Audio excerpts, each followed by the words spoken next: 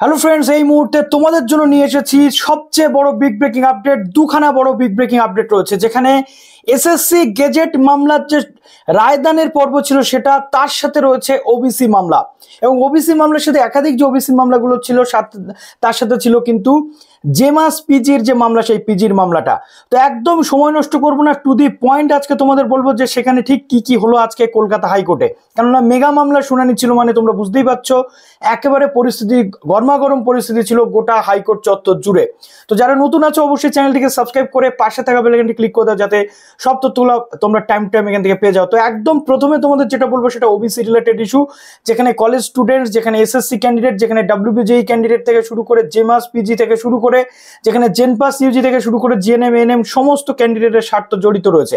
আজকে মামলার যখন শুনানি শুরু হয়, তখন যেহেতু আমরা গতকাল দেখেছিলাম যে প্রধান বিচারপতি অসুস্থতা থাকার জন্য 15ই জুলাই যে মামলাটা ওঠার কথা ছিল সুপ্রিম কোর্টের ডিভিশন বেঞ্চে প্রধান বিচারপতির এজলাসে, সেই মামলা কিন্তু ওঠেনি। এবং তার পরবর্তী যেটা গতকাল রাত্রে তোমাদের শেয়ার করেছিলাম যে 18ই জুলাই সুপ্রিম কোর্টে সেই মামলাটার একটা লিস্ট আমরা চেক করে দেখতে পাচ্ছি।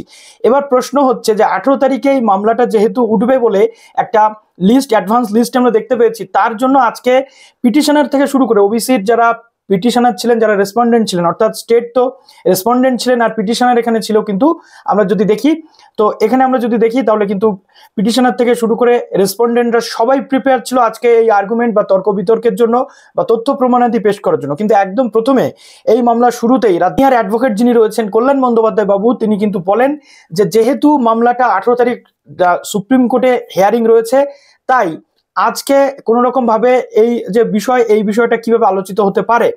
এখন তার পরবর্তীতে আমরা দেখেছি যে যারা পিটিশনার ছিলেন বা আদালত অবমাননা মামলার যারা পিটিশনার ছিলেন, তারা প্রত্যেকে চেষ্টা করেন বা পিটিশনারের যারা আইনজীবী তারা চেষ্টা করেন কিভাবে কি পুরো প্রসেস এগিয়ে নিয়ে যাওয়া যায়। কিন্তু আদালতের পক্ষ থেকে বলে দেওয়া হয় যে না, যেহেতু সুপ্রিম কোর্টে 18 তারিখে মামলার হিয়ারিং রয়েছে, এই মামলাটা বা এই 5 থেকে 7 মিনিট বা 10 মিনিটের মধ্যে কিন্তু শুনানি শেষ হয়ে গেছে এবং আজকে কোনো ফলাফল উঠে আসেনি। নেক্সট এই শুনানি কিন্তু 24শে জুলাই 2025 হতে চলেছে এবং আগামীতে 18ই জুলাই যে মামলার হিয়ারিং হতে চলেছে সুপ্রিম কোর্টে, সেটা নিয়েও কিন্তু একটা ডাউট তৈরি হচ্ছে। কেননা সে মামলার কি আদৌ সেদিন শুনানি হবে নাকি 22 তারিখে সব মামলা একসাথে শুনানি হবে। কেননা 22 তারিখে মেন যে মামলাটা ছিল, যার জন্য আজকে এত কিছু, সেই মামলাটার শুনানি কিন্তু 22শে জুলাই।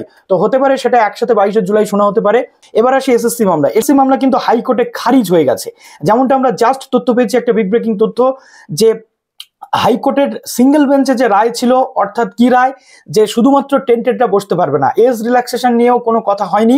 বা যদি আমরা দেখি যে 10 নম্বর যে টিচিং এক্সপিরিয়েন্স, সেটা নিয়েও কথা হয়নি। 2016 নাকি 2025-এর রুলস থাকবে, সেটা নিয়েও কোনো কথা হয়নি। পুরো মামলাটা ডিসমিস হয়ে গেছে।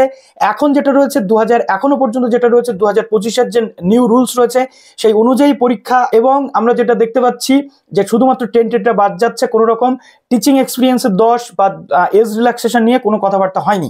এখন যেটা আমরা জানতে পাচ্ছি যে পিটিশনারদের পক্ষ থেকে যেহেতু হাইকোর্টের ডিভিশন বেঞ্চে এন্টারটেইন করা হয়নি, তাই তারা ইন ফিউচার সুপ্রিম কোর্টে যেতে পারেন। তো আমি আপনাদের অনেক আগেই বলেছিলাম, যেহেতু এটা সুপ্রিম কোর্টের ম্যাটার, সুপ্রিম কোর্টের জাজমেন্টের উপরে পুরো প্রসেস, তাই হাইকোর্টে হস্তক্ষেপ করবে না, সেটাই কিন্তু হলো অ্যাটলিস্ট, যেটা আমি আগেই বলেছিলাম। এখন দেখা যাক আগামীতে কি হতে চলেছে। আপাতত আপনাদের যেটা করতে হয়, পড়াশোনা কিন্তু কন্টিনিউ করুন, যেটা আমি সবসময় বলছি এবং সকালের ভিডিওতেও বলেছি, স্টে পজিটিভ।